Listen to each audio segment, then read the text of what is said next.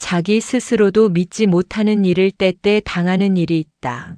더구나 오늘과 같이 중독이 되리만치 과학이 발달되어 그것이 인류의 모든 관념을 이룬 이때에 이러한 이야기를 한다 하면 혹 웃음을 받을는지는 알 수 없으나 총명한 체하면서도 어리석음이 있는 사람이 아직 의심을 품고 있는 이러한 사실을 우리와 같은 사람이 쓴다 하면 헤브라이즘과 헬레니즘, 서로 반대되는 끝과 끝이 어떠한 때는 조화가 되고 어떠한 경우에는 모순이 되는 이 현실 세상에서 아직 우리가 의심을 품고 있는 문제를 여러 독자에게 제공하여 그것을 해석하고 설명해 내는데 도움이 되거나 그렇지 않으면 아주 사실을 부인하여 버리게 되고 또는 그렇지 않음을 결정해 낼 수 있다 하면 쓰는 사람이나 읽는 이의 해옥이 될까 하는 것이다. 이러한 사실을 믿거나 믿지 않거나 그것은 해석하는 이의 마음대로 할 것이요. 쓰는 이에 관계할 바가 아니니 쓰는 이는 문제를 제공하는 것이 그것을 해석하는 것보다 더 큰 천직인 까닭이다. 더구나 이야기는 실제로 당한 이가 있었고 또는 쓰는 나도 믿을 수도 없고 아니 믿을 수도 없는 까닭이다. 내가 19살이 되던 해다. 세상에는 숫자를 무서워하는 습관이 있어. 우리 조선서는 석삼자와 아홉구자를 몹시 무서워한다. 석삼자는 귀신이 붙은 자라 해서 몹시 꺼려하며 아홉구자 즉 셋을 3번 곱한 자는 그 석삼자보다도 더 무서워한다. 더구나 연령에 들어서 그러하니 9살, 19살, 29살, 39살 이렇게 9이라는 단수가 붙은 해를 몹시 경계한다. 그래서 다만 홀어머니의 외아들인 나는 19살이 되는 날부터 마치 죽을 날이나 당한 듯이 무서움과 조심스러움으로 그날을 지나지 않으면 안 되었다. 이곳에서 저곳을 떠날 일이 있어서도 방위를 보고 벽에 못 하나를 박아도 손을 보며 생일 음식을 먹으려 하여도 부정을 염려하며 더구나 혼인 참례나 조상 집에는 가까이 하지도 못하였으며 일동일정을 제례의 미신을 따라서 하지 않은 것이 없었다. 하다못해 감기가 들어서 누웠더라고 무당과 판수가 푸닥거리와 경을 읽었다.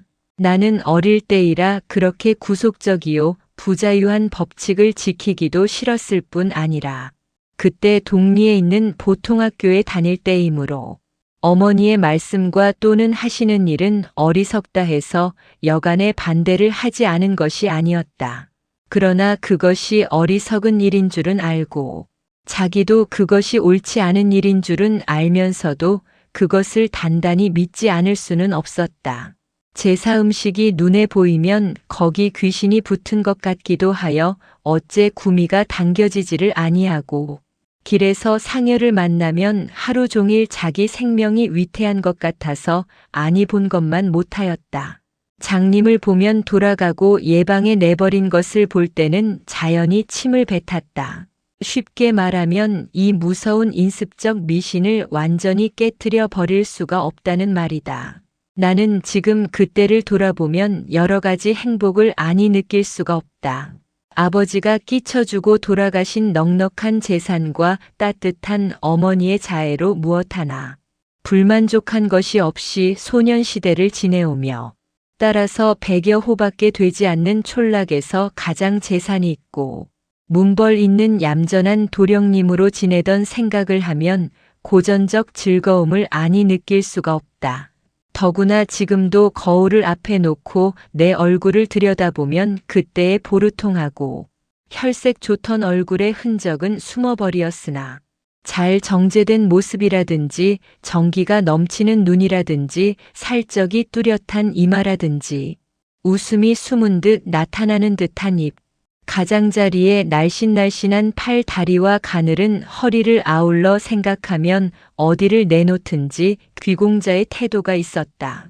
그래서 동리에서는 나를 사위로 삼으려는 사람이 퍽 많았었다.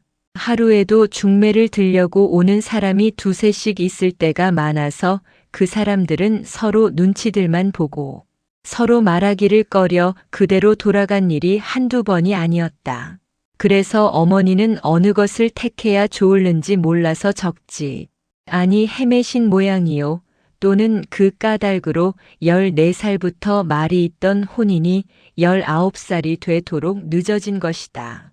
동리 처녀들 중에 내 말을 듣거나 또는 담틈으로나 울 너머로 나를 본 처녀는 모두 나를 사모하게 되었던 모양이다. 우리 집에서 셋째 집 건너편에 있는 18살 먹은 처녀 하나는 내가 학교를 갈 적이나 집으로 돌아올 적에는 반드시 문틈으로 내가 지나가기를 기다리는 것을 나는 본 일이 있었다. 어떠한 날은 대담하게도 내가 지나가기를 기다려 자기의 노랑 수건을 내 앞에 던진 일까지 있었다. 또 어떤 처녀 하나는 자기 부모에게 자기가 나를 사모한단 말을 하여 직접 통혼까지 한 일이 있었으나 그 집안 문벌이 얕다는 이유로 어머니에게 거절을 당한 후에 그 여자는 병이 들었더니 그 후에 다른 데로 시집을 갔다고 할 적에는 나는 공연히 섭섭한 일도 있었다. 그 중에 가장 내가 귀찮게 생각한 것은 우리 동리에서 조금 떨어진 곳에 주막이 하나 있었는데 그 주막에 술 파는 여자가 나에게 반하였던 일이다. 그것도 내가 학교에 가는 길가에 있는 곳인데 하루는 학교에서 운동을 하고 집에 돌아오는 길에 어떻게 목이 말랐든지 일상 어머니가 물 한 그릇이라도 남의 집에서 먹지 말라는 경계를 어기고 그 주막에 들러서 그 술 파는 여자에게 물 한 그릇을 얻어먹은 일이 있었다.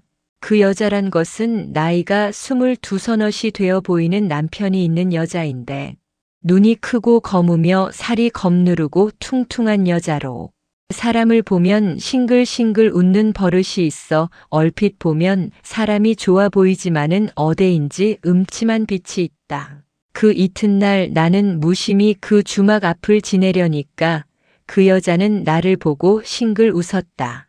그날 저녁에도 싱글 웃었다. 그 웃음이 어떻게 야비한지 나는 그 웃음을 잊으려 하였으나 잊으려 하면 더 생각이 나서 못 견디었다.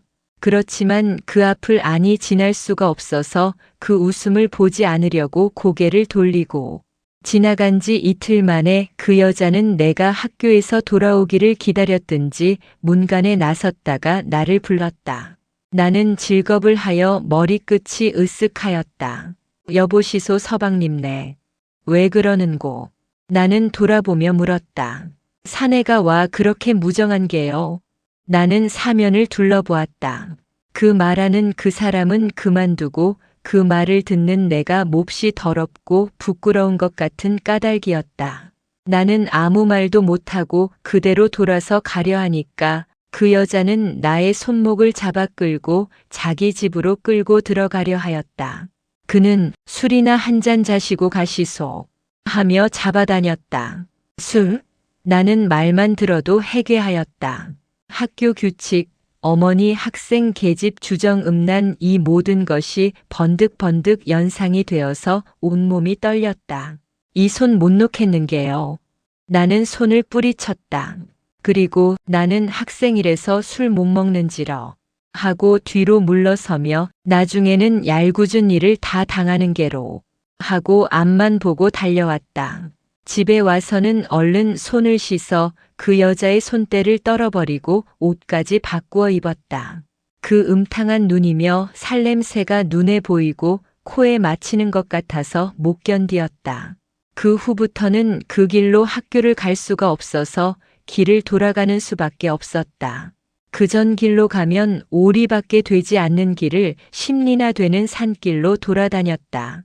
그런데 다행히 그 길 중턱에는 우리 집 논이 있고 그 논 옆에는 우리 마름이 살므로 더욱이 안심이 되었다.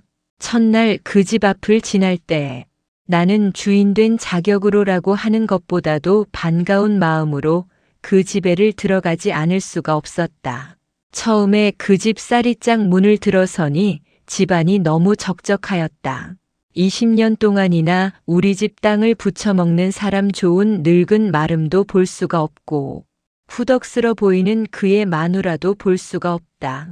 하다못해 늙은 개까지도 볼 수가 없었다.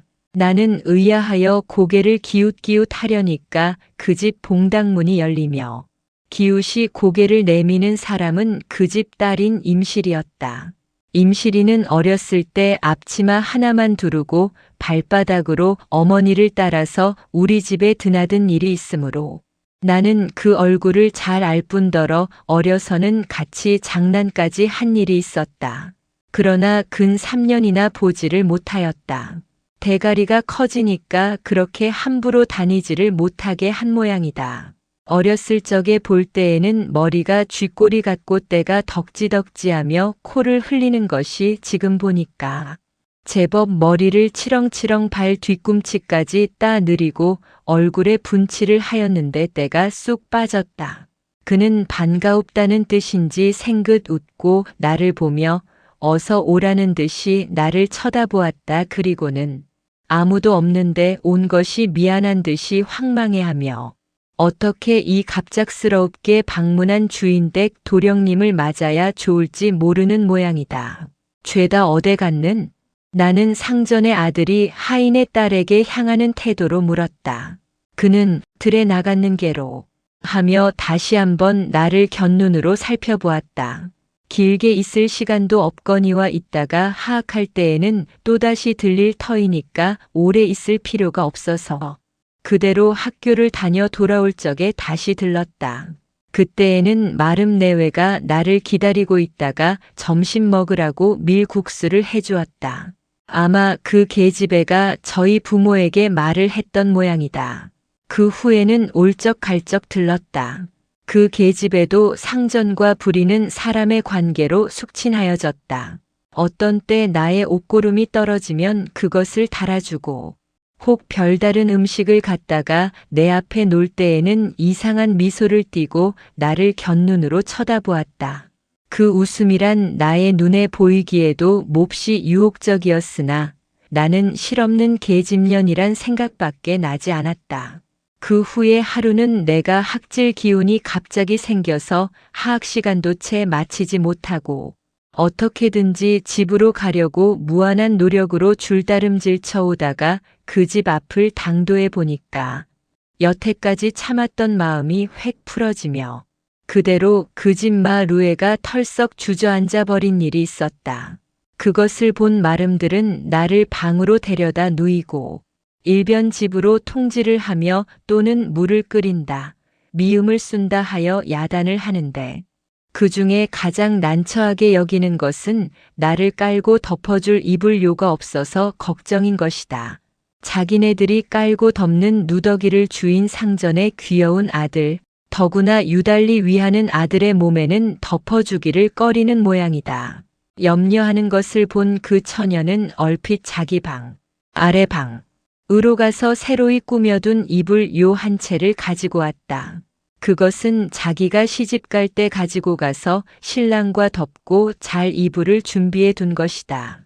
그는 그것을 깔고 덮어준 후 발 아래를 잘 여미고 두덕두덕 매만져 주었다.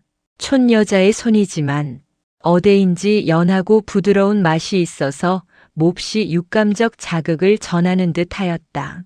그러고는 그 처녀는 내 앞을 잘 떠나지 않고 자기의 가장 아끼는 이불요를 꺼내 덮어준 것이 퍽 만족하다는 듯이 항상 이불과 요를 매만졌다.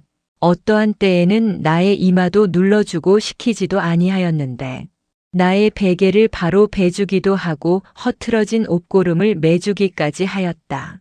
그때 그 당시로 말하면 내가 그 임실이쯤은 다른 의미로 생각할 여지가 없었고 더구나 임실이를 이성으로 생각한다는 것으로는 마음이 끌리지 아니하였으니 그와 나의 지위의 간격이 너무 멀었음이 첫째 원인이며 허구 많은 여자를 다 제쳐놓고 임실이에게 마음을 끌린다는 것은 그때 나의 관념으로도 우스운 일일 뿐 아니라 그런 일이 있다 하면 그것은 자기의 명예라든지 여러 가지의 사정을 생각하여 의뢰히 잊지 못할 일이었으므로 더구나 임실이가 나에게 마음을 둔다 하면 그것은 마치 파수병정이 나라의 공주에게 반하는 것이나 마찬가지인 까닭이었다. 그러나 파수병정이 공주를 사모한 일이 만일 있었다 하면 그것이 대개는 불행으로서 끝을 마치는 것과 같이 임실이가 나를 사모한 것도 그러하였으니 그때는 그것을 깨닫지 못하였나 그 후에 그것을 깨달았을 때 나는 가슴이 몹시 아픔을 깨닫지 아니치 못하였다. 병이 나아서 다시 학교를 다닌 지 한 달 남짓한 때 나는 그 집을 들렀다가 그 집에서 마누라쟁이가 소리를 질러 떠드는 소리를 들었다. 이 정칠 가스내야 죽어도 대답을 못하겠는가 하며 임실이를 두들겨주는 꼴을 보았다. 계집애는 죽어도 못하겠소 하는 듯이 입을 다물고 돌아앉아서 눈물만 흘리고 느껴가면서 울 뿐이다. 말해라, 그래도 못하겠는게로 하고 그의 손에 든 방치가 임실의 등줄대를 내려갈겼다. 임실이는 그대로 엎드러져서 등만 비비며 말이 없다. 어미는 죽어라 하고 두어 번 지식이더니 나를 보고 물러섰다. 그 까닭은 이러한 것이었다. 임실이를 어떠한 촌에 사는 늑수그레한 농부가 후실로 달라고 하는데 그 농부인즉 돈도 있고 땅도 많고 소도 많아 살기가 넉넉하나 상처를 하여 다시 장가를 들 터인데 만일 딸을 주면 단말지기 땅에 소 2마리를 주겠다는 말이 있습니다. 그러나 임실이는 죽어도 가기 싫다 하니까 그렇게 수가 나는 것을 박차버리는 것이 분하고 절통한 일이 되어서 지금 경찰이 고문이나 하는 듯이 딸에게 대답을 받으려 함이었다. 나도 그 말을 듣고는 임실이를 철없는 계집애라 하였다. 그렇게 하면은 부모에게도 좋은 일이요. 자기 신상에도 괜찮은 것이라 하였다. 나도 어미 편을 들었다. 그랬더니 어미는 더욱 펄펄 뛰면서 자, 도련님 말씀을 들어보라고 야단이다. 그러나 지금 생각하니 그 무심히 한 말이 그 계집애에게 치명상을 줄 줄을 누가 알았으랴. 지금도 생각만 하면 모골이 송연하다. 그 후에는 임실이가 몸이 아파서 누웠단 말이 들었다.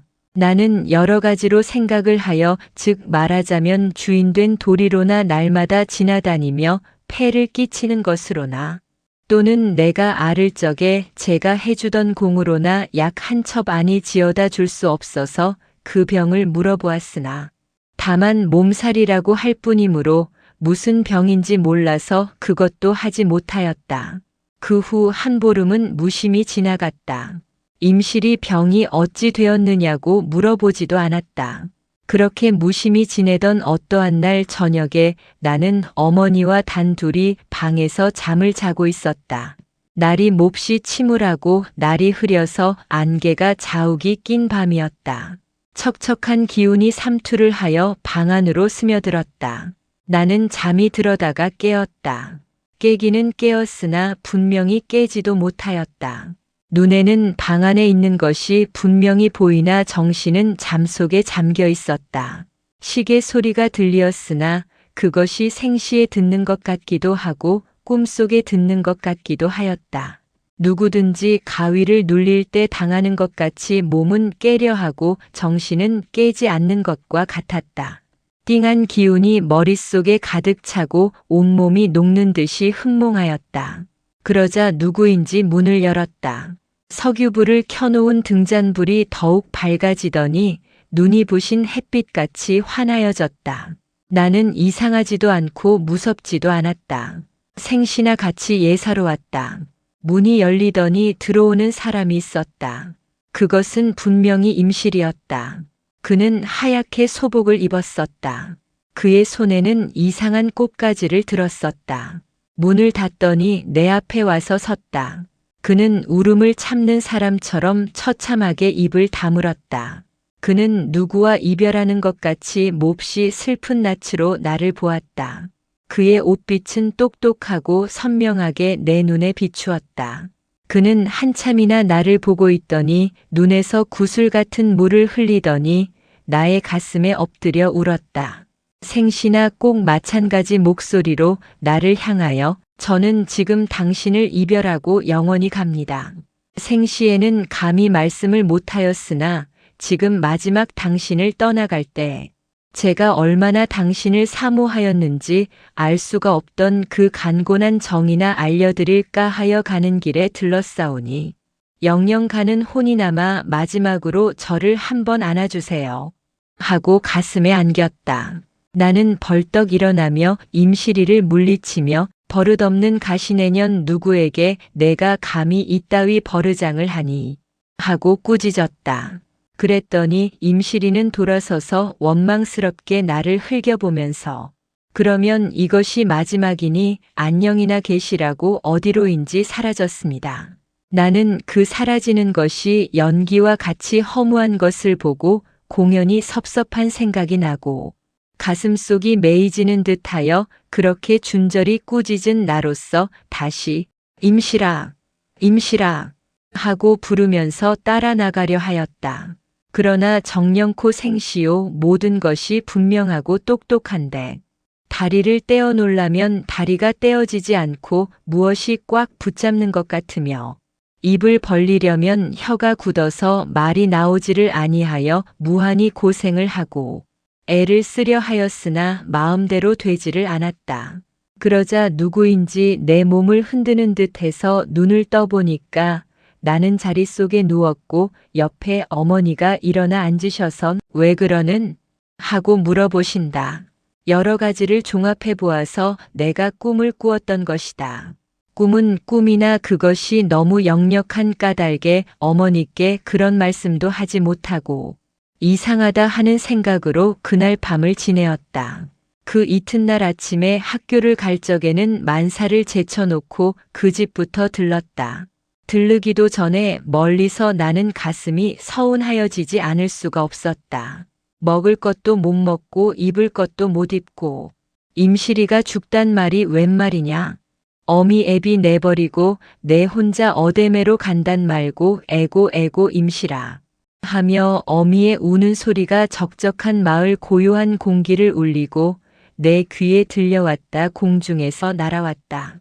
날아가는 제비 새끼라든지 다 익은 나달이 바람에 불리어 이리 물결치고 저리 물결치는 것이든지 그 울음소리에 섞여 몹시 애처로운 정서를 멀리 퍼뜨리는 것 같다. 나는 그 집에 들어가기 전에 벌써 직감적으로 무슨 일이 생긴 것을 알게 되었다. 더구나 시집도 가지 않은 처녀가 원한 품고 죽었구나 하는 생각을 하매 무서운 생각도 나고 으스스한 느낌이 생겼다. 어미는 머리를 쥐어뜯어가며 임실아 가려거든 같이 가지 너 혼자 간단 말고 하며 통곡을 한다. 마름은 옆에 앉아 눈물을 씻고 있다. 농후한 애수가 그 집을 싸고 돈다. 마누라는 나를 보더니 도령님 임실이가 죽었소 하며 푸념 겸 하소연을 한다. 아랫방 임실에 누운 방문은 꼭 닫혀 있고 그 앞에는 임실이가 신던 신짝이 나란히 놓여 있다. 나는 이것이 정말이라 하면 너무 내 꿈이 지나치게 참말이요. 거짓말이라 하면 이렇게 애통한 광경을 믿지 않아야 할 것이다. 꿈이 이렇게 사실과 결합되는 일이 세상에 어디 있으랴? 몇 시쯤 하여 그랬는고. 나는 생각이 있어서 시간을 물어보았다. 마름은 눈을 꿈뻑꿈뻑하고 먼 산을 바라보고 꺼질 듯한 한숨을 내쉬더니 오경은 되었을게로 하며 대답을 하였다.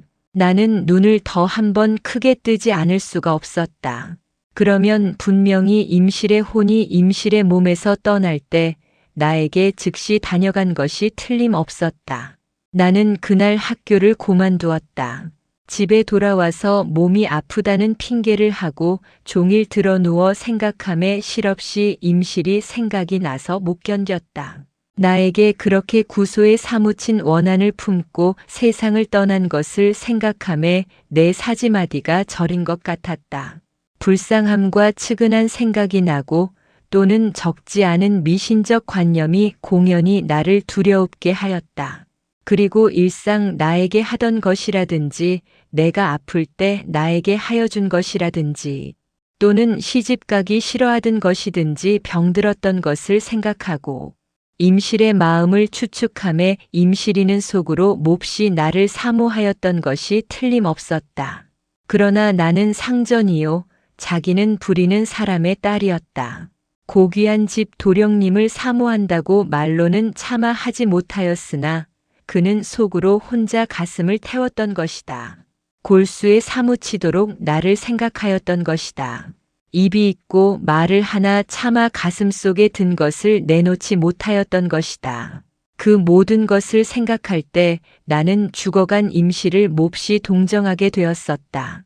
다시 한번 만날 수가 있어 그의 진정을 들었으면 좋을 걸 하는 생각까지 나고, 나중에는 제가 생시에 그런 말을 하였다면 들어주기라도 하였을 걸 하는 마음까지 났다.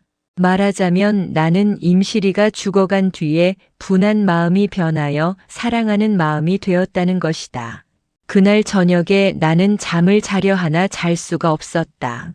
어머니는 무슨 영문도 모르시고 가지각색 약을 갖다가 나를 권하셨다.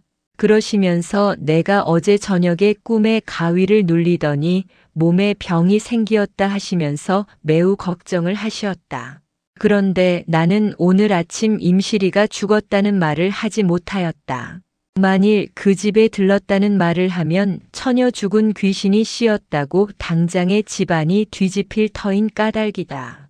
나는 온종일 임실이 생각만 하다가 자리 속에 누웠었다. 때는 자정이 될락 말락하였었다.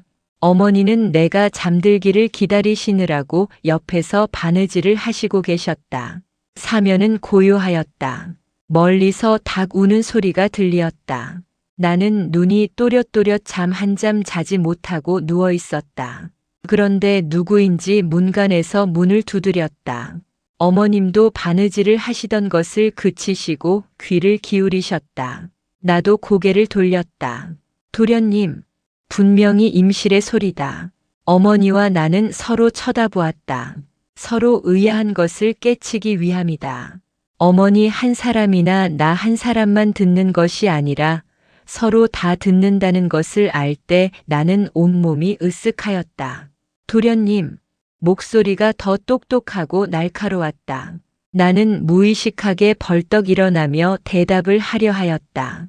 그러나 어머니는 얼핏 나에게로 달려드시며 C'입을 막으라고 손짓을 하셨다. 도련님, 세 번째 소리가 날 때 나는 아무 말이 없었다. 그때 나는 등에서 땀이 나도록 무서운 생각이 나서 얼른 자리 속으로 들어왔다. 어머니는 그게 누구 소리냐고 날더러 물어보셨다. 나는 어제 저녁 꿈 이야기로부터 오늘 이야기를 아니할 수가 없었다. 내일이면 온 동리가 다 알 것을 속인들 소용이 없음이었다. 나는 그 이야기를 모조리 하였다. 그랬더니 어머니는 나를 책망을 하셨다. 그렇게 생명에까지 관계되는 것을 이야기하지 않으니 어찌 자식이며 어미냐고 우시기까지 하셨다. 나는 참으로 말 안 한 것을 후회하였다. 그것은 귀신이 다녀간 것이라 하셨다. 3번 부르기 전에 만일 대답을 하였다면 내가 죽을 것을 요행이 괜찮았다고 하셨다. 그날 저녁은 무사히 넘어갔다. 그 이튿날 어머니는 무당을 불러오셨다. 무당이 내 말을 듣더니 처녀 죽은 귀신이 되어서 그렇다고 그 귀신을 모셔다가 아무 이러이러한 나무 위에 모셔놓고 1년에 한 번씩 제사를 지내주라 하였다. 어머니는 그렇게 하기로 결정을 하셨다. 그 이튿날 임실이를 공동묘지에 갖다가 묻었다. 나는 서운한 생각으로 그날을 지냈다. 더구나 이 사람으로서는 믿을 수 없는 일을 자기가 직접 당하고 보니 이상하게 마음이 편치 못하였다. 더구나 처녀 귀신이 자기를 찾아다니는 것을 생각하고 여러 가지 미신을 종합해 생각할 때 적지 않이 불안하였다. 그날 밤에도 임실이가 꿈에 보였다. 이번에는 아주 다른 세상으로 가서 모든 세상의 더러운 것을 깨끗이 씻어버리고 선녀처럼 어여쁜 얼굴과 고운 단장을 하고 찾아왔다. 나는 그의 손을 잡고 퍽 반가움을 금치 못하여 이번에는 내가 임실이를 생각하는 것이 분수에 과한 것 같이 임실이는 숭고하여졌었다. 나는 꿈속에서 임실이를 사모한다 하였다. 그러나 임실이는 조금 비웃는 듯이 나를 보더니 만일 당신이 나를 사모하거든 지금이라도 같이 가자고 하였다. 그러면서 손을 잡아 끌었다. 어제 저녁 찾아갔을 때 왜 대답도 아니하였느냐 하며 자, 어서 가자고 손을 끌었다. 그때 잠깐 나는 꿈속에서나마 생시에 먹었던 정신이 들었던 모양이다. 임실이가 참 정말 임실이가 아니요 귀신 임실이라는 생각이 들더니 만일 임실이를 따라가면 자기도 죽는다는 생각이 나서 손을 뿌리치는 바람에 잠이 깨었다. 잠은 깨었으나 눈앞에 보던 기억이 역력하다. 가기 싫다고 손을 뿌리쳤으나 임실이 모양이 얼마나 숭고하고 어여뻤는지 옆집 계집애가 노랑 수건을 던져주던 따위로는 비길 수 없이 나의 정열을 일으켰다. 일이 허황된 일이라면서도 꿈에 보던 임실이를 잊을 수 없다. 어떠한 경우에 사람이 추상적 환상에 반하는 일이 있는 것이나 마찬가지로 나는 꿈속에 임실이 혼에게 반하였던 모양이다. 나는 잊으려 하나 잊을 수가 없었다. 속으로 자기를 비웃으면서 가슴속은 무엇에 취한 것 같았다. 어머니는 이 말을 들으시더니 더욱 근심을 하시면서 얼핏 장가를 드려야겠다 하셨다. 그리고 유명한 무당과 판수에게는 날마다 다니시다시피 하셨다. 그 이튿날 또 그 이튿날 꿈에는 임실이가 보이지 않았다. 꿈속에서 다시 한 번이라도 만나보았으면 할 때는 정작 오지를 않았다. 꿈을 꾸어서 만나보고 싶은 생각이 처음날 그 이튿날까지는 그리 대단치 않더니 날이 지날수록 심해져서 어떻게 꿈속에서 한 번 만나보나 하는 생각이 간절하여졌다. 그래서 하루 종일 임실이 생각만 하면 혹시 꿈속에서 만나볼 수가 있을까 하여 일부러 그 생각만 하였었으나 허사였다. 그 후부터 날마다 학교는 가지만은 그 집에는 자주 들르지를 않았다. 첫째 나 때문에 자기 딸이 죽었다는 칭언을 할까 겁나는 까닭이요. 둘째로는 그 죽은 방이 보기 싫은 까닭이었다.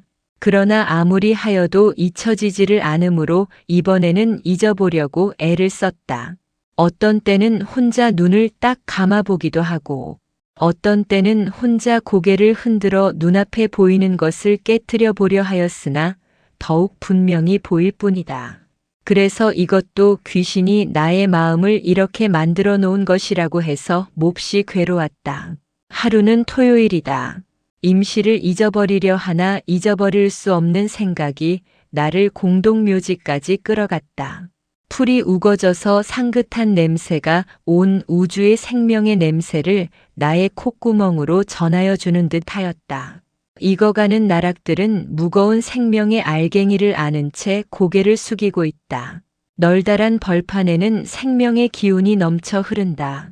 땅에서 솟아오르는 흙의 냄새가 새로이 나의 전신을 씻어주는 듯 하였다. 먼 산에서 바람에 흔들리는 소나무들은 꿈틀꿈틀한 줄기와 뻣뻣한 가지로 힘있게 흩날린다. 맑게 개인 하늘에는 긴장한 푸른 빛이 이쪽에서 저쪽까지 한 귀퉁이 남겨놓은 것 없이 가득히 찼다. 길 가는 행인들까지 걷어올린 두 다리에 시뻘건 근육이 힘있게 꿈틀거린다. 들로 나가는 황소 목에 달린 종소리까지 쨍쨍한 음향으로 공기를 울린다. 공동묘지는 우리 동리에서 북쪽으로 15리나 되는 산등성이에 있었다. 내가 묘지에 가는 것은 임실의 실체를 만나보려 하는 것도 아니요. 꿈속같이 임실의 혼을 만나려는 것도 아니다. 임실이가 나를 그렇게까지 사모하다가 말 한마디 하지 못하고 그대로 원혼이 되어갔으며 또는 그 원혼이 그래도 나를 못 잊고 꿈속에까지 나를 못 잊어 내 눈에 보이며 또 그 원혼이 밤중에 나를 찾아왔다 하면 그 간곡한 마음을 다만 얼마라도 위로하는 것이 나의 의리 있는 짓이라고 하는 생각까지 난 까닭이었다. 그러면 사람이라는 것은 이상한 것이 되어 어떠한 물건에 의지하지 아니하면 그 마음이라든지 그 정성을 다하지 못하는 것이므로 부처를 생각함에 흙으로 빚어 만든 불상이거나 예수를 경배함에 쇠로 만든 십자가가 아니면 그 마음을 한 곳에 붙이지 못하는 것과 같이 내가 임실이를 생각함에 그의 몸을 묻어놓은 흙덩이 무덤이 아니면 나의 마음을 붙여보낼 수 없음이었다. 나는 이 무덤 저 무덤을 찾아서 임실의 무덤 앞에 섰다. 무덤이 무슨 말이 있으랴마는 나의 심정은 무엇으로 채우는 듯이 어색하여졌다. 죽은 사람의 무덤 위에는 새로 생명으로 솟아오르는 풀들이 파릇파릇 났다. 나는 세상에 가장 애처로운 정서로 얽어놓은 이 무덤 속에 잠들어 있는 임실이를 위하여 무엇이라고 하여야 좋을지 아지 못하였다. 처녀로서 순결한 마음으로 일평생 한 번밖에 그의 정을 주어보지 못한 임실의 깨끗한 몸이 여기에 놓여 있고 그 순질한 심정에서 곱게 피어오른 사랑의 꽃이 저 심산 속에 피었다. 사라진 이름 모를 꽃 같은 것을 생각할 때 나의 마음은 숭고하고 결백함으로 찼었다. 그러나 한 번밖에 피지 못하는 꽃이 나로 말미암아 피었고 그것이 나로 인하여 꺼져버린 것을 생각할 때 말할 수 없이 아까웠다. 더구나 그 꽃은 꺼졌으나 그 나머지 향기가 그렇게 쉽게 사라지지 않고 피었던 자리, 언저리에 남아있어 없어지기를 아끼어 하는 것을 생각할 때 얼마나 나의 마음이 애이는 듯 하였는지 몰랐다. 나는 무덤 가장자리를 돌아다녀 보았다. 그의 무덤은 보잘것이 없었다. 그의 무덤에는 찾아오는 이도 없었다. 그의 죽어간 뒤에는 그를 위하여 가슴을 태우는 이라고는 그의 어머니와 아버지가 있을 뿐이다. 그러나 죽어간 임실이가 그렇게까지 사모하던 내가 이 자리에 왔는 것을 아는지 모르는지, 만일 참으로 넋이 있어 안다 하면 그가 그것을 만족히 여길는지 아닐는지, 나의 마음 속에는 말할 수 없는 안타까움이 있을 뿐이었다. 나는 옆에 피어있는 석죽꽃을 따서 그것으로 화환을 만들어 무덤 앞에 놓아주고 집으로 돌아왔다. 그 후에는 전과 다름없는 생활을 하여왔다. 그리고 임실이도 꿈에 오지 아니하고 나도 임실의 생각을 잊어버리었다. 그러자 1년이 지나간 어떤 날 또다시 일실이가 왔었다. 그것은 바로 임실이가 죽은 지 1년이 되던 날이다. 그 후에는 연연히 그날이면 임실이가 보이더니 내가 서울 와서 공부하던 해부터는 그날이 되어도 오지 않았다. 지금은 아주 남의 이야기가 되어버린 것 같이 잊어버리었으나 문득문득 그때 생각이 나면 그때 문간에서 나를 부르던 소리가 귀에 역력하여 온 몸이 으쓱하여진다.